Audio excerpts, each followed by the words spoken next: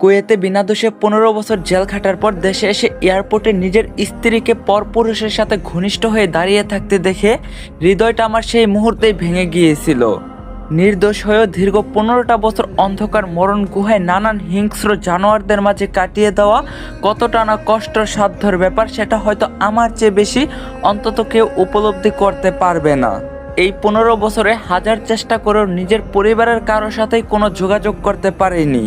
বলতে গেলে তেমন কোনো মাধ্যমই ছিল না আমার হাতে। প্রত্যেকটা দিন কেটেছিল আমার মরণ যন্ত্রণার সমতুল্যে। বেঁচে থাকার অবস্থায় হারিয়ে ফেলছিলাম। আমি ভেবেছিলাম হয়তো এই অন্ধকার গুহাতেই থাকা অবস্থায় এক সময় অবসান ঘটাবে আমার জীবনের। প্রতিটি গল্পের কিন্তু সৃষ্টিকর্তা হয়তো এমনটা চায়নি। তিলে তিলে কষ্টের তীব্র প্রহর আমাকে মৃত্যুর বেশ কাছাকাছি নিয়ে এসেছিল, কিন্তু মৃত্যু আমার নিজের সম্পূর্ণ দখলে নিয়ে যেতে পারেনি। তবুও কষ্ট ভরা বুকে খানিকটা হলেও বেঁচে থাকার ইচ্ছা আকাঙ্ক্ষা ছিল, এই ভেবে যে এখনো হয়তো আমার পরিবার আমার জন্য অপেক্ষা করছে।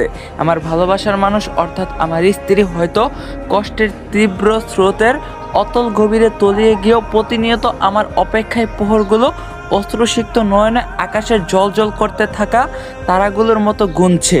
আমার জানা মতে আমার স্ত্রী সাদিয়া কেউ নেই, অর্থাৎ সে অনাথ। কিন্তু কেই বা এই লোক যার সাথে এতটা ক্লোজ ঘনিষ্ঠ হয়ে দাঁড়িয়ে থাকতে হচ্ছে তার? মনের গহীন ঘরে সংশয়ে ভরে গেছে আমার। সৃষ্টিকর্তার কাছে প্রার্থনা একটাই, আমার সংশয়গুলো যেন বাস্তবমুখী না হয়ে যায়। পা দুটো কাঁপছে আমার, সামনে এগোতে হয়তো পা দুটো বাধা প্রদান করার চেষ্টা করছে। থরথর করে কাঁপতে থাকা গুটিয়ে শুটিয়ে পায়ের সামনে এগিয়ে যাওয়ার প্রচেষ্টা করছি। না জানি এত বছর পর হুট করে আমার চোখের সম্মুখে দেখতে পেয়ে সাদিয়ার রিয়াকশনটা ঠিক কেমন হবে। কিছুটা নিকটে এসে আমি বাকরুদ্ধ হয়ে দাঁড়িয়ে পড়লাম।